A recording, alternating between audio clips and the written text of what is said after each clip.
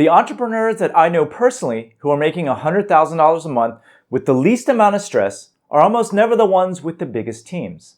They're running everything alone by choice, and they have no interest in managing anyone. Now, there are 9 business models that make that possible, and I've personally built 2 of them, each crossing over $10 million in revenue. One of them is the exact model that I'd start from scratch today if I lost everything tomorrow. And it's probably not the one most people would guess. Now, I'm going to tell you which one it is at the end, but I want you to see all 9 first. Now, let's start with the easiest solo business model of them all.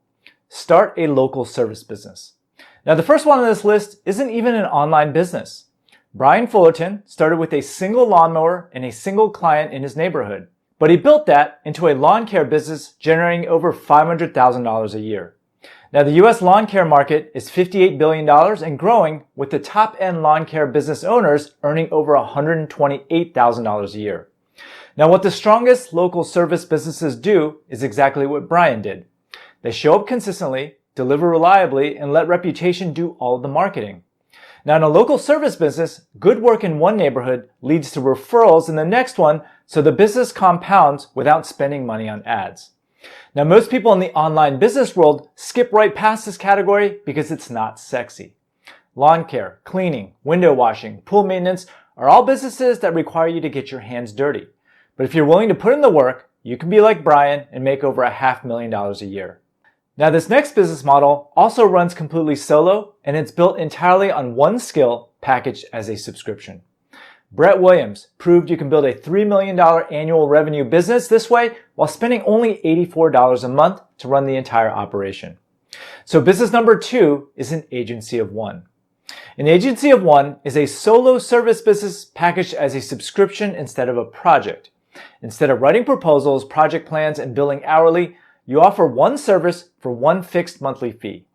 This could be design, copywriting, social content, email marketing, whatever your skill is, covered for a flat monthly retainer. The client knows what they're paying, you know what you're delivering, and the income is predictable every single month. Brett Williams built DesignJoy.com on this exact model.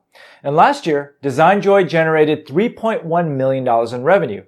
And Brett's monthly operating costs were only $84, and he managed 30 to 40 recurring clients completely solo with 0 employees and no outsourcing at profit margins above 90%.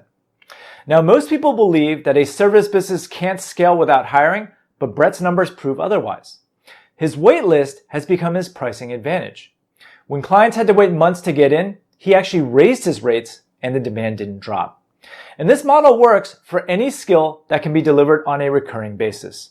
And the people doing it right never compete on price because they know their skill and reputation are worth the cost.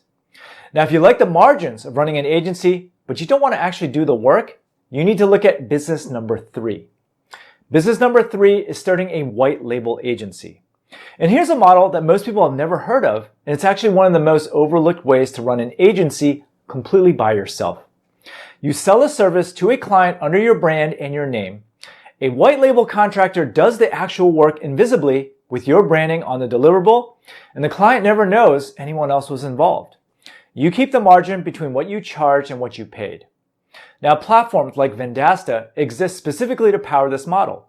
You log into one dashboard and resell SEO, reputation management, social media management, web design, and digital advertising to local businesses all under your own brand, while Vendasta's team fulfills every deliverable behind the scenes. Almost every agency I know uses white-labeled services to a certain extent. Gig Strategic launched in 2019 with 0 employees, and they built their agency entirely on Vendasta's platform, stayed focused on local and regional businesses, and reached $3.05 million in total revenue with $51,800 in monthly recurring income. With a white-label agency, clients are buying your judgment, your positioning, and your accountability for the result. And you own the relationship entirely, and everything behind it is outsourced. Now, the operators I see doing this well inside my mastermind groups are all doing it the same way. They pick one service category and own a very specific niche within it. For example, a white label agency that serves only e-commerce brands, or only med spas, or only HVAC contractors can charge a premium because the positioning makes them the obvious choice in that space. Now, white labeling gives you incredible leverage. but your revenue is always tied to your client's success. If you want a business that isn't dependent on a handful of contracts, you need an owned channel. And business number 4 is how you build a platform that generates its own demand. So solo business number 4 is running a paid newsletter. Paid newsletter revenue has jumped 138% year over year, and the growth isn't coming from huge media companies. It's coming from individuals with focused email lists of 2,000 to 5,000 readers in niches that advertisers actually care about. A newsletter serving a specific audience can charge $500 to $2,000 per sponsored email blast because the sponsor is buying access to a room full of people who already trust you. Sam Parr built the popular newsletter The Hustle starting from zero as a solopreneur by writing daily business and tech content. He grew it to 2 million subscribers, hit $12 million in annual revenue, and then sold the entire operation to HubSpot for $27 million in 2021. His email list was the entire asset, and HubSpot paid him $27 million because they couldn't build that kind of trusted audience fast enough on their own. Now the catch is that this model doesn't pay you in the first couple months. You have to build a list before you can monetize it. But once you have critical mass, the revenue is recurring, the overhead is nearly zero, and the audience is yours completely. So if you're patient, start a newsletter. But this next business model actually rewards speed. By the way, if you're interested in starting your own solo business, make sure you sign up for my free 6-day e-commerce mini course below. It's 100% free, and I guarantee you'll learn a ton. So solo business number 5 is vibe-coded apps. Now, most people assume building software requires a technical background, but it doesn't anymore. Vibe coding is the practice of building apps that you can charge monthly usage fees for using AI tools like Lovable, Cursor, and Bolt with no programming skills required. You describe what you want, the AI builds it, and then you ship it. Zach Yadagari was only 17 years old when he vibe coded Cal AI, a calorie tracking app, with no engineering degree and no outside funding. He built it himself, shipped it, grew it, and then sold it to MyFitnessPal for $40 million as a teenager. Now, what makes this model compelling for a solo operator are the margins. There's no inventory, no cost of goods. You build it once and you sell it repeatedly and you keep all the profit. Now, the easiest way to sell an app is by picking one specific pain point for a very specific audience, building the simplest version that solves it, and then distributing through whatever platform you already have access to. Right now, vibe coding as a business model is still early. The tools only became good enough for non-technical people in the last year, and most business owners still have no idea this is possible. So if you start right now, you're going to be ahead of the curve. But that advantage will slowly close as more people figure it out. Now, selling vibe-coded apps works best when you already have an audience. So this next business model is built entirely around building that audience. And the operators who have done it right are running 4 and 5 revenue streams from a single piece of content. So solo business number 6 is becoming an online influencer. Now, people hear influencer and thinks it means going viral and begging brands for free products. The version that actually pays looks nothing like that. Humphrey Yang was a financial advisor who left his job to make short-form personal finance videos on TikTok, and he now has over 3.4 million TikTok followers and 1.5 million YouTube subs. Last year, he publicly disclosed that YouTube ad revenue alone paid him $274,000. And that figure sits alongside sponsorships, Patreon income, and digital product sales on top of it.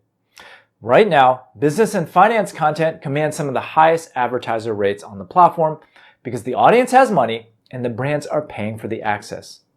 Making money as an influencer comes down to owning a specific topic for a specific audience and then building enough trust that multiple revenue streams open up at once. Ad revenue from YouTube, sponsorships from brands that want access to your audience, a paid community or a Patreon for the people who want to get closer to you. And the best part is that you can do this all by yourself. The influencer marketing industry hit $21 billion in 2024, and brands are spending more money than ever. And they're moving away from celebrities and more towards niche creators with tight, engaged audiences because the conversion rates are way better. Now, the only downside to this model is that building an audience takes time. This YouTube channel you're watching right now took me about 2 years before I earned my first $100,000 from advertising. But once the audience is there, the revenue streams multiply fast. Now, let's say you don't want to be on camera. This next business model does not require an audience at all. You just need to learn AI. So solo business number 7 is running an AI-powered service business. Now imagine delivering 40 hours of expert-level design work in just 40 minutes, but still charging the full market price. That is why AI-powered services are among the most profitable models on this entire list. Now, while AI has absolutely collapsed the cost of production, the market hasn't caught up yet. People are still willing to pay old school rates for new school speed. Take my friend Gary Huang. He built an entire business around a single AI tool that automates e-commerce operations called OpenClaw. Tasks that used to take sellers 20 hours a week now happen instantly. Now, Gary doesn't sell the software. He sells a workshop to teach you how to use it and a done-for-you service for those who just want the result. He is a one-man show with 2 incredible revenue streams because he's solving a high-value problem with 0 friction. And that is the playbook. Find a service where the AI tools have made the work 10x faster, master those tools, and then pocket the difference because there's always a high adoption lag with any technology. All right, we're getting down to the final 2, and this next model is one that is near and dear to my heart because I've made tens of millions of dollars with it. So solo business number 8 is sell a private label product.